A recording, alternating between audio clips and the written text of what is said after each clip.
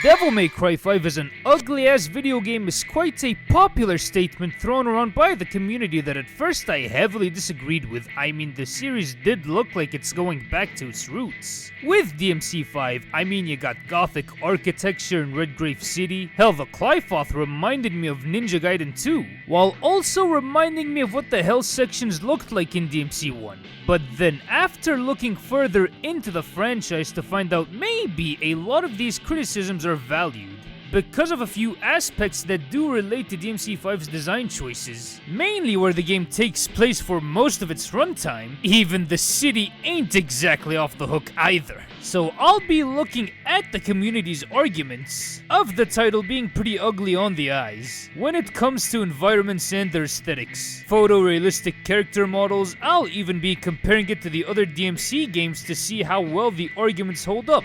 Kicking it off with the environments. At first I was mesmerized by every single locale in the game, from the prologue all the way to the purgatory that the Sons of Sparta found themselves in at the end of the title, thinking that recreating the land of fish and chips made this series go back to its gothic roots in DMC 1 and 3, taking me back to the days where I was going around Malay Island in the Timony grew in Dante's shoes. Hell, my reaction to the Qlipoth was, holy shit dude, this takes me back to Ninja Gaiden 2's hell levels. Loving how fucked up it all looked. Blood, guts, and gore all over the place, like it could pass off as hell itself. I loved it back then, especially on the first playthrough. But after playing this game for 6 years straight, this ain't funny no more, Capcom! Give us a Devil May Cry 6 teaser already, damn it! I can safely say the visual language of these places can get kinda boring to look at. Redgrave City, while beautiful looking in its own right in the nighttime, you don't see much of it or the interesting parts. Mission 1's bridge is mostly a beautiful sight to see because of the stakes involved, plus the scenery of the London Bridge falling down literally gave me some 90s comic book vibes, which I really did enjoy. To then remember the mission is only a straight line, you're not meant to explore anything here. You're just meant to go straight, fight demons, till reaching the lovely houseplant, resulting in not seeing any of the city, reserving that for mission 2. Technically it's a straight line, only this time you have more freedom to explore the city. My god, choosing the land of reoccurring knife crimes for a city is one of the best choices to base a DMC city off of.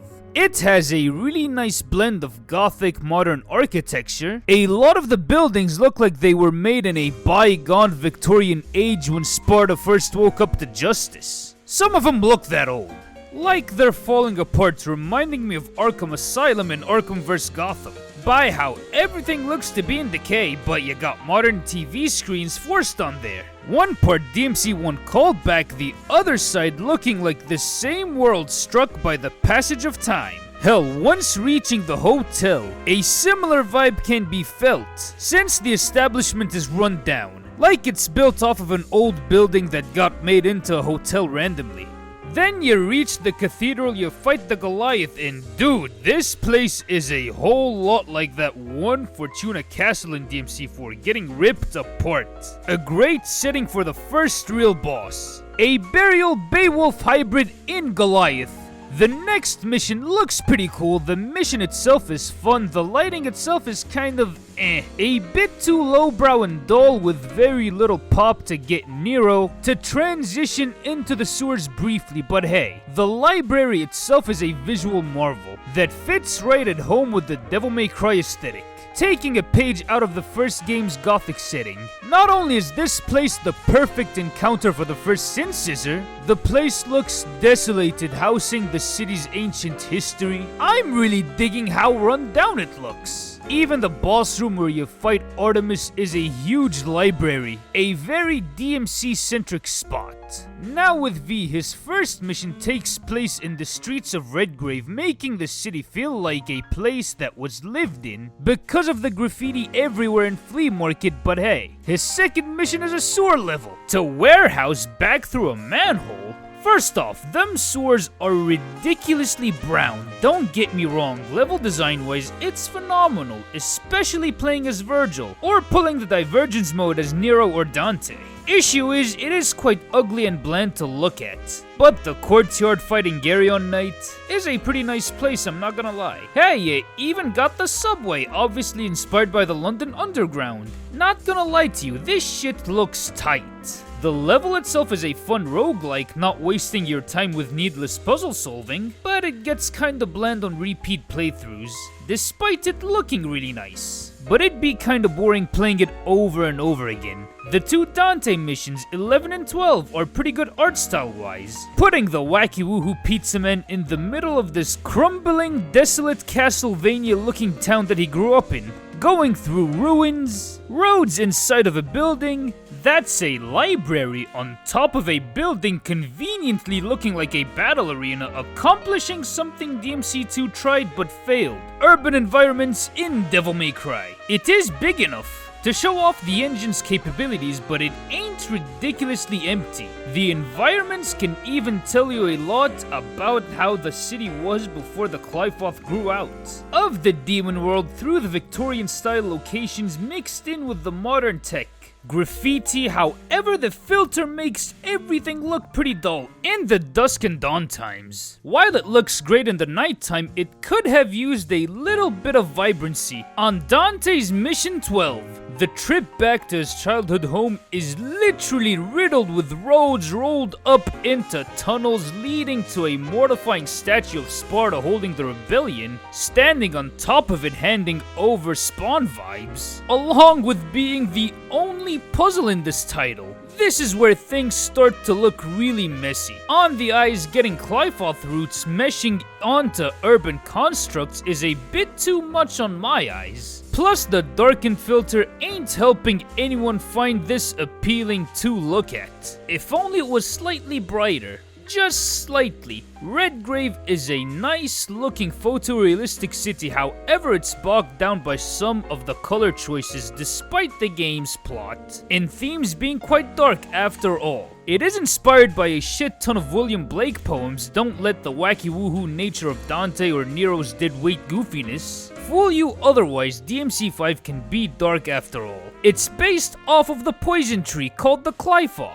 The reason why the fandom calls DMC5 the ugliest game visually in the franchise. First time getting into this rancid treehouse, in Nero's Mission 8 I was like, holy shit, this is just like that one mission in Ninja Gaiden 2, blood, guts, and gore everywhere, looking irregularly disgusting. This is fan-fucking-tastic. Only until a couple of playthroughs I started to realize, I've been spending most of the game's runtime in this demonic treehouse that looks like the inside of Satan's butthole after downing a large-ass spicy buffalo wing deep dish pizza. Seeing the same designs over and over again, Mission 13 to 16, to then realize that was one chapter in Ninja Gaiden 2. It was only at the end of the game, before you were in Tokyo, New York City, Venezia, which looks like a lost level from Devil May Cry 4. That title took you to different locations with different vibes, like a Fast and Furious, meaning nothing had time to look dull at all. In 5, however, most of the runtime is spent inside of the treehouse. Mission design-wise, 15 and 16 are hella fun to play. I can't lie on that front. Especially Mission 15, by god, I wish I could play that mission as Dante. The issue is, visually you see the same tree branch designs over and over again. The same looking bloody areas or dark as hell locations, before Virgil comes back. At first it did look pretty visually striking, only for it to start blending in together quickly, highlighting the ugly parts of the game. Then there's the arena you fight Urizen in.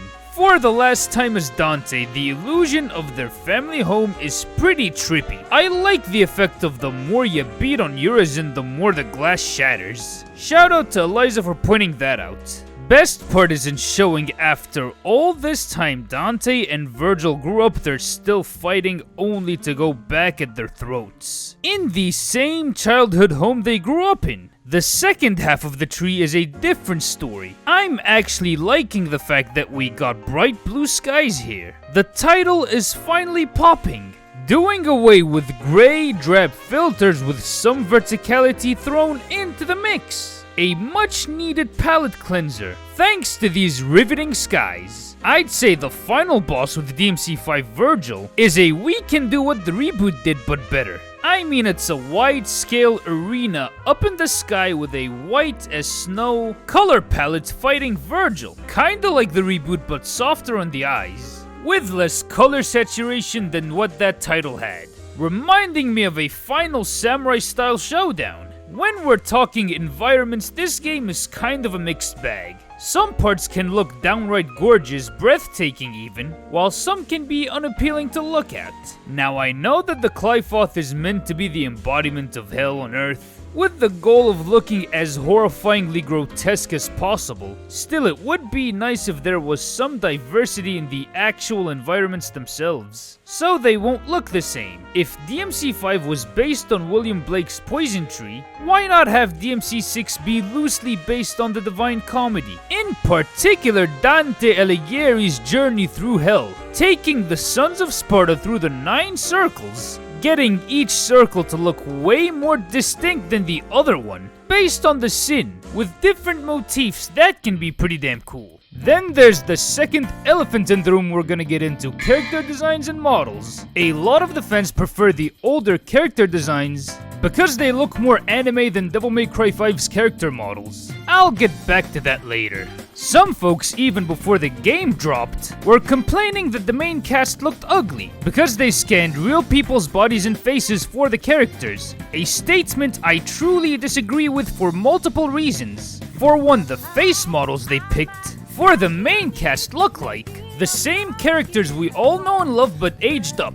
I mean, Carlo Baker looks like DMC4 Nero but in the later part of his 20s. If you want more proof, put the DMC4 hair mod on him. There you go, the same DMC4 Nero. Little to no difference. The reason why the change is so drastic is just because bro got a haircut. If we're talking Adam Cowie, this dude is perfect for what an older Dante looks like. Not only does he look like an aged up DMC4 Dante, they also managed to find an aged up version of DMC1 Dante's face structure. I'm not counting the melanin, since that's a design choice that can only be pulled off by Kamiya-san. The only thing I'm actually mad about is the loss of muscle that DMC5 Dante has. In 4 he was pretty buff, despite Adam already having an aesthetic physique, with a great amount of muscle definition. Hell, the shirtless mod based on Adam's physique looks quite phenomenal. Yet it would have been nice if he kept the gains he had from DMC4. Hell, some of the PGR art actually gives Dante that buff build, meaning that extra DMC4 muscle mass works for him. As for the approaching storm, Maxim Nazarov is most definitely an aged up boomer version of DMC3 Virgil. I mean, the dude is perfect. Almost all 3 of these Virgils are in complete perfect unison face-wise. Andrea Tivdar's face is Lady. I don't know about you, but this is Lady. An older DMC3 Lady. DMC4 Lady was actually a reskinned Kyrie. Now that explains them sunglasses in the 4th game. That would have raised quite a bit of alarm bells. Bringing up fucked up theories, the sunglasses were the savior of this situation. Somebody at Capcom was forward thinking. Overall, Lady looks peak. No jarring difference between her DMC3 face. Would have been nice if they kept the scar, but hey, wounds do heal over time. Then Ariana Diamond is Trish. Where do I start with this one? Ariana herself is typical Trish in how her face is structured, but I got a feeling that the face got lost in translation. When they were scanning it for Trish, she be looking kinda mopey, unlike her real life face. Even that one Mission 10 cutscene doesn't have the same problem Trish has. It's an issue in most of DMC5's cutscenes. Owen McGinty, Timothy Chalamet cross Adam Driver, aka V as Virgil, and I'm meaning his human half. I kinda like how V looks, innocent yet mysterious. I mean, after all, V is not only Virgil's humanity, he is also Virgil's deep-seated, unhealed childhood trauma. Getting a semi-babyface dude for this character is S-tier design for this concept of a character. Then we get Emily Bador as Nico. I'm amazed how they turned her into a southern western mechanic who's supposed to be this guy's daughter. the real-life model looks nothing like her. It is impressive in a really good way. A conclusion I could come to is, bruv, them faces are fine. Why are y'all hating? They are just fine. I mean, they look like the characters in the last game, but older. Then I came to realize one other complaint has to do with the outfits themselves. Regarding design and color scheme, kicking things off with our favorite deadweight, waiting on an ungodly amount of child support Nero, who had a similar looking hairstyle to Dante, dark blue coat and red vest. His fit was literally the bless me with the green leaf, red object, blue object meme, floating around on TikTok and Instagram Reels, hinting at his relationship to Dante, hinting possible ties to Virgil at the time of DMC4. The fit itself is pretty clean still. Nero looks a lot like a Dante knockoff. Leave it to DMC5 to give the kid a 180 makeover. I gotta say, man, he needed that guts looking hair. He doesn't look like Dante or Virgil despite the hairstyle, looking kinda like Virgil, but it follows a different pattern, looking sloppier than Virgil's cut. An intentional design choice reflecting Nero's chaos and anger. As for the drip, well, the same DMC4 color scheme is here. I mean, the interior is red, his jacket is dark blue, but the t-shirt looks like it can turn into a cloth at any minute, not gonna lie. That jacket on him is pretty cool. I see myself wearing it in public. But the complaints come from a lack of bright colors as illustrated with the wacky woohoo pizza man himself, Dante. In every single DMC game, his coat was always some form of bright red, like Alucard or Vash the Stampede. DMC5, however, made the jacket into the burgundy color, a more darker and washed out red that can be commonly found in any other store in the mall looking for a red leather jacket. To show Dante getting older, or to put it more bluntly, fall in line with the dark plot at hand. Where I can't lie, despite the jacket looking pretty cool, it could have used some bright red. Then we got interiors in DMC 1 through 4. -3, the dude only wore them PS2 abs under the coat. Dante would always wear something stylish. Underneath turtleneck t-shirt, vest, or a blackjack, housing 3 belt buckles. But in DMC5, it's a basic Ass Henley, the most unk shirt anyone can find at any store. Fuck me, the sleeves are torn. This Henley can be used as a tablecloth. What happened, man? Hold the phone, there's DMC5 Dante's design. It isn't bad at all. It's a more grown-up version of the DMC3 look. Design philosophy-wise, using simple pieces of clothes to make the actual fit in DMC3, showing us a I don't give two shits about anything Dante, a reckless teenage wacky woohoo pizza lad. In DMC5, we got a I've been there, done that. Quite frankly, I lost way too many people in my life. Saw some fucked up shit over the years, Dante.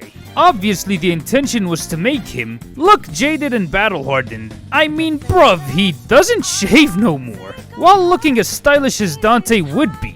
I think they succeeded, but still, I agree the coat could have been brighter. If I'm gonna be real, it would have been nice if the jacket was going to his ankles. After all, long-ass coats are cool, especially moving in the wind. It still shows us a what if DMC anime Dante's personality was physically manifested.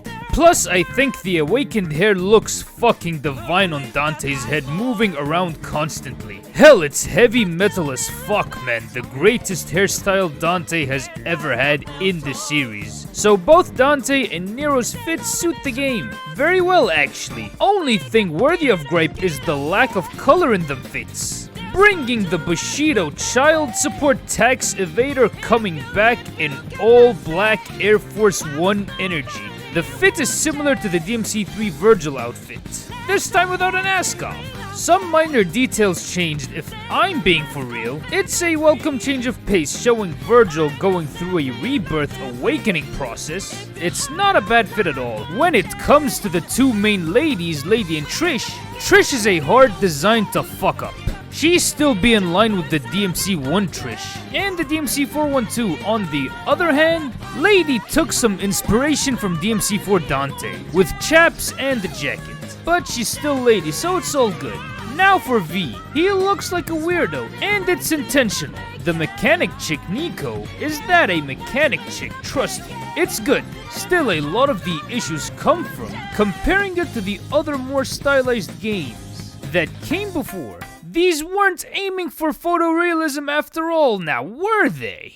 Enter the section Devil May Cry vs Devil May Cry 5, where I find myself looking into the claim of did photorealism ruin DMC5 compared to the stylized Devil May Cry franchise? The simple answer is no, for the simple reason Devil May Cry from the first game in 2001 did strive for photorealism. If you decide to take the time to look at DMC1 Dante's design and Trish, if anything, a lot of people back in 2001 thought, oh my god, this game looks like real life! Even the demons in the game were supposed to be something that did come from your worst nightmare, which wouldn't be achieved through stylized cel-shaded looking anime graphics for Melee Castle. A lot of the designs were ripped straight from Spanish European architecture to make the castle look freaky as fuck.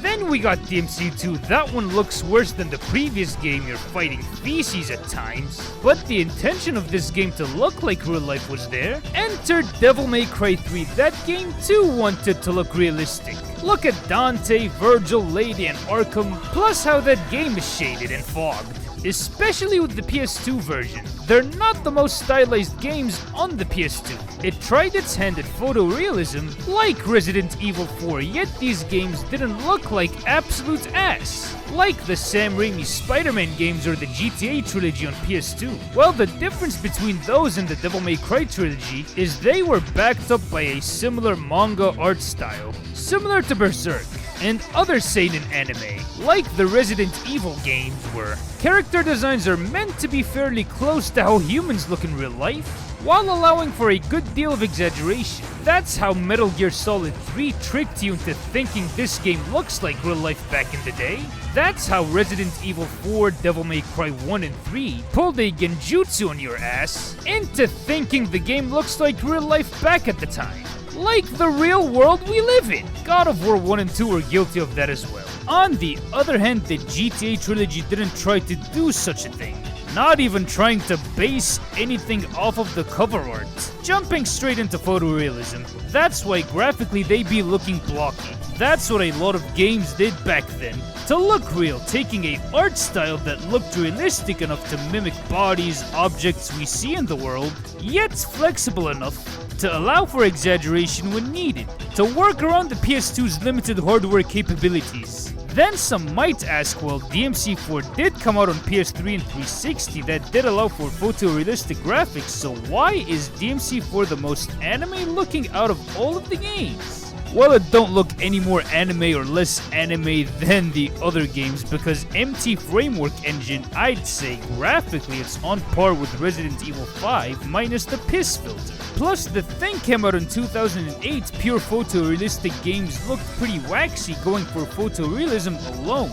DMC4 did use a similar approach to the trilogy, only this time raising the color quite a bit, ignoring piss filters, choosing Italy as the base location for Fortuna, plus the lightly exaggerated character models. Only thing greatly exaggerated are the demons, but the overly anime illusions come from the brightness and overly exaggerated demons, Europe, and the infamous MT Framework. DMC5's case, however, is the technology for pure photorealism is there. We can scan people's likenesses and edit around it a bit, so why not go ahead and follow through with the vision that was there since 2001? That's why Redgrave is inspired by London. That's why most of the cast have real-life models based on them while exaggerating them a bit to put in the flair that makes these characters who they are. So, in conclusion, photorealism didn't ruin DMC5. A strong case that can be made for it is the overuse of the Qliphoth from Mission 13 to 16. Mission 10 included, plus the overly dark lighting. If only the game was a tad bit brighter, while having more diverse environments in the actual poison tree. However, DMC5 ain't ugly because of realism. In fact, at times it can be pretty breathtaking, only bogged down by some artistic choices. But I would say it falls right in line with the Devil May Cry design philosophy when it comes to wanting to look as realistic as possible on the available hardware at the time, while exaggerating all the right parts, going back to the roots of the first Devil May Cry when it comes to the scare factor. Hell, the Nobodies and Sin Scissors are back for this adventure. With that out of the way, we come to the end of this video. What were your guys' thoughts on it? And how do you feel about DMC5's graphics and art style? Let me know in the comments down below. If you like this video, be sure to hit that like button and smash that subscribe button real impact style. At 10,000 subscribers, I'll pull off a whole ass Dante combo video in real life wearing this entire cosplay. Trust me, we're pretty damn close. Check out this here Virgil ranking video where I go all over the boss encounters, and hit the bell icon to get notified on whenever I upload a brand new Devil May Cry or other action game video. This has been the Devil Joe signing out.